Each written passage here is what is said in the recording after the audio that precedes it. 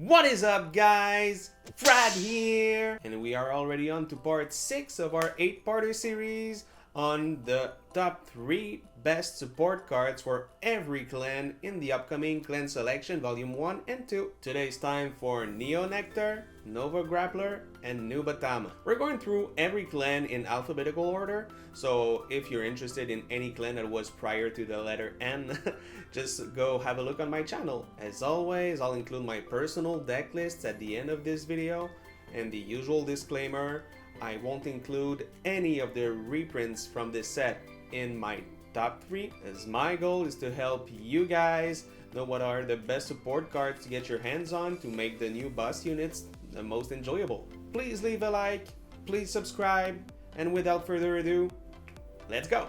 Let's start by having a look at our new Neo Nectar cards, as we're getting the Grade 1 Water Lily Musketeer Rune.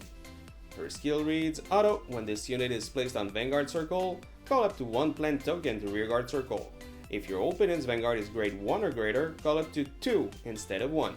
Then Auto on Rearguard Circle, when this unit or your other unit is placed on Rearguard Circle from deck, cost, retire this unit and countercharge 1. And then we get the Grade 2 Licorice Musketeer Soul.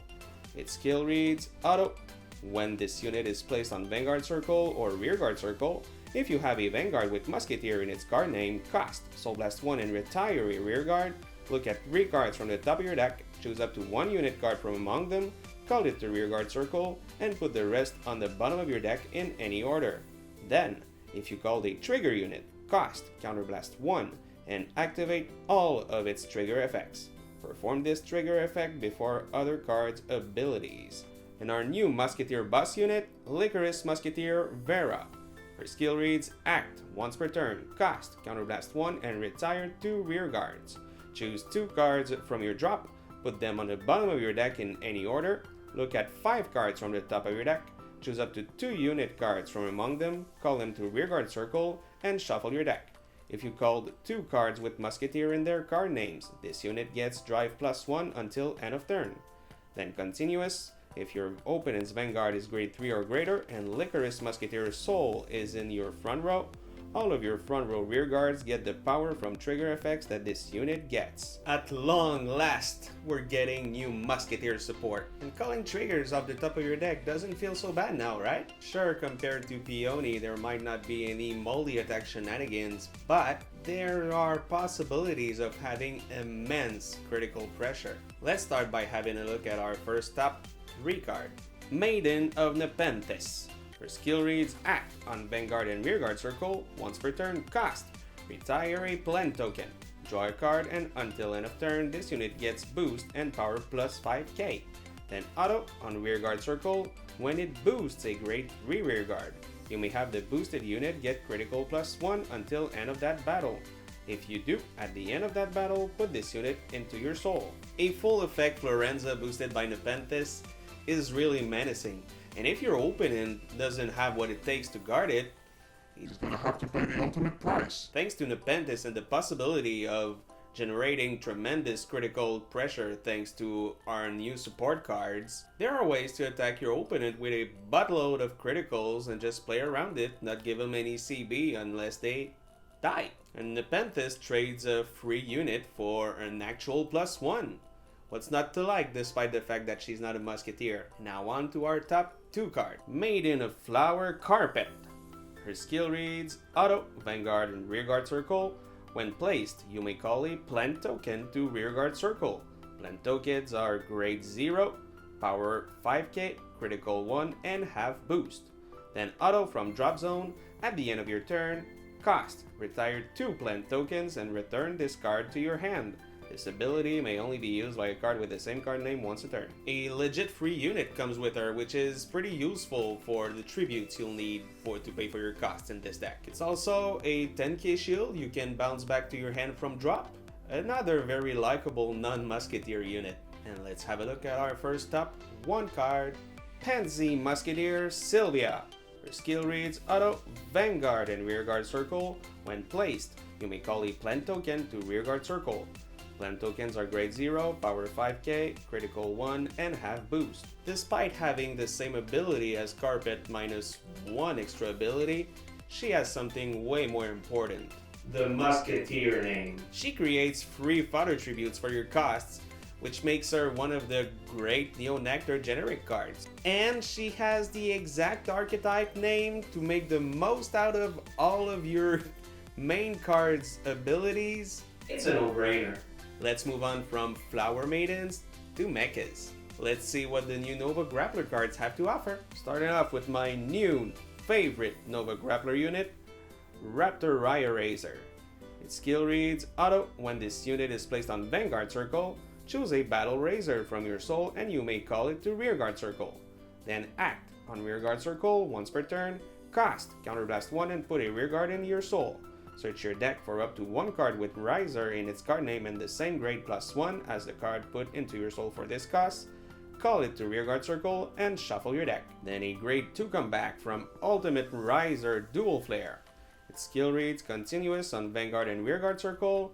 During your turn, if you have no front row rearguards at stand, this unit gets power plus 3k for each grade of your opponent's Vanguard. Then auto on Rearguard Circle. At the end of the battle, this unit attacked. Cost, put this unit into your soul, choose one of your Vanguards and it gets power plus 5k until end of turn. If your damage zone has no face-up cards, countercharge 1. And our new Riser boss, Ultimate Riser Mega Flare. Its skill reads auto on Vanguard Circle. At the end of the battle, your rearguard with Riser in its card name attack. Cost, counterblast 2 and rest this unit. And stand that unit and this unit. Then auto on Vanguard Circle. At the end of the battle, this unit attacked. If you have no stand front row rearguards, cost, counterblast 1. Choose a grade 2 card with Riser in its card name from your soul and write it as stand. At the end of that turn, choose a grade 3 card with Riser in its card name from your soul and write it as rest. Though it turns out to be pretty resource heavy, our new Riser Flare units can dish out a ton of multi-attacks. Now let's have a look at the best cards to help them achieve their goals, starting off with our number 3, Burst Riser. Its skill reads auto on Rearguard Circle. When your Vanguard attacks, cost Counterblast 1 and Soul Blast 1. Stand this unit, and if your opponent has 4 more cards in his or her damage zone, this unit gets power plus 3k until end of turn. Did you see that hit skill isn't once per turn? In this build and in a perfect setup, Burst Riser can dish out up to 4 attacks by himself. It has the Riser name and it fits perfectly in the deck's win condition to stick poke your opponent to death. But despite having that insane aggro potential, you'll need 3 counterblasts and 3 souls just to achieve that in a single turn, which is a hefty cost. And that explains why it's sitting at number 3. So now let's move on to our number 2, Maximum Riser. Its skill reads auto on Vanguard and Rearguard Circle. When it attacks a Vanguard while not boosted, this unit gets power plus 10k until end of that battle. Maximum Riser is your recent target for Mega Flare and Cool Hank. I mean, it's a searchable beatstick thanks to the amazing Raptor, and it's one of the rare rearguards that won't be cancelled by a random defensive trigger from your opponent. And because it has to be unboosted, you call him to Axel Circle and leave him there for the remainder of the game. And now on to our top 1, Claydol Mechanic. Skill reads auto, Rearguard Circle. When placed, if you have a total of 4 or less cards in your hand and rearguards, draw a card. Then auto on Rearguard Circle. When you counterblast, cost, retire this unit and countercharge 1. On an all-out maxed out push-up turn, this deck requires up to 6 counterblasts. So it's needless to say that you need to countercharge at some point, because you can't pay for that cost unless you're dead. And in a deck that requires that much resources, Claydol giving it for free is good. Now its Riser counterpart, Trans Riser, does have the Riser name, but it requires 2 soul to countercharge, and on that same turn we just mentioned, to push out your opponent, you need 4 souls approximately, so you can't afford it. Despite missing the archetype name, this is enough to push Claydol above Transrazer. And also its first skill can come in handy in difficult times. Now that we know that some units can stand up to 3 times, just hitting 1 while later in the game and you're down to 4 or less as Claydol requires, this can change everything. Nubatama has some neat new units. Let's look at them. Martial Artist of Laceration, Hozan.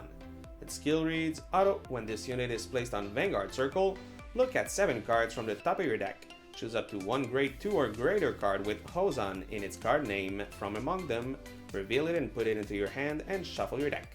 Then auto, on Rearguard Circle, at the end of the battle this unit attacked or boosted, choose one of your opponent's rear guards and return it to their hand. This effect is mandatory. Then on grade 2, we have Master Swordsman of Successive Victory, Hozan.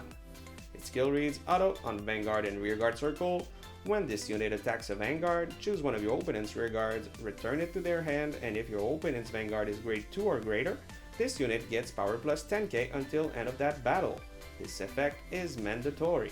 Then auto, when this unit is rode upon by a grade 3, if your opponent has 3 or more rear guards, choose one of your Vanguards and it gets critical plus 1, drive plus 1 until end of turn. And our brand new boss guy, Sword Saint of Invincibility, Dai Hozan. Skill reads, auto, on Vanguard Circle, when this unit attacks a Vanguard, cost, Counterblast 1 and Soul Blast 1. Choose one of your opponent's rear guards, return it to their hand until end of that battle. This unit gets power plus 5k, drive plus 1, and if your opponent's Vanguard is grade 3 or greater and they have 1 or less rear guards, this unit gets power plus 10k, critical plus 1. Then auto, on Vanguard Circle, when your opponent's normal unit is placed on Rearguard Circle during their turn, if your opponent's hand has 4 or more cards, your opponent chooses a card from their hand and discards it. Dai Hozan is a brand new unit for the clan that Nubatama players welcome with open arms. Remember the Jamio days?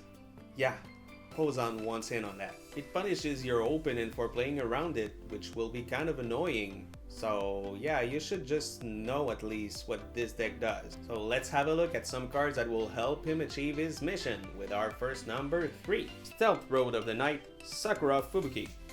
His skill reads, auto, on Rearguard Circle, when placed. If you have 3 or more units, cost, discard a card from your hand. This unit gets power plus 3k until end of turn. If there are 1 or less face-up cards in your damage zone, draw a card and countercharge 1. A generic countercharger that filters your deck. Do I really need to say more? Let's move on to number 2. Stealth Dragon, Megatsugale. Its skill reads, auto, on Vanguard and Rearguard Circle, when placed. Cost, Counterblast 1 and Soul Blast 1, draw a card, and this unit gets power plus 6k until end of turn. Then auto, on Rearguard Circle, at the end of the battle it attacked. Cost, put this unit into your soul and return one of your rearguards to your hand. Gale is a great staple for a bunch of Nubatama decks, and we got room in this one, so why not? It allows you to recycle some units with unplay skills, like our first one, and pure plus ones are always great. Extra draws in card games open up to a world of possibilities. I mean, it's no wonder that in Yu-Gi-Oh! You have to get rid of a quarter of your deck just to draw 2 cards. And with that said, let's have a look at our last number 1 of the day. Shura Stealth Dragon, Jamio Congo. Its skill reads, auto, on Vanguard Circle, when placed and at the end of each turn, your opponent chooses 6 cards from his or her hand and discards the rest of the cards from his or her hand. If your soul has a grade 3, your opponent chooses 4 cards instead of 6. Jamio is the last nail in the coffin for unprepared opponents. It's also your best alternative ride if your opponent does find a way to play around Hozan. He called too many units for you to bounce all of them and they kept PGs in hand? Fine. Punish their hand. He plays conservative and calls no units, so has a huge guarding hand and waits for you to deck out? Fine. Hands down to 4 please, and play top deck game now. Sorry not sorry. So yeah, get Jamio and give your opponent some PTSD. That is it for today, guys. Thank you so much for watching. Please leave a like and consider subscribing. As usual, deck lists are coming up, and I'll see you guys next time. Peace.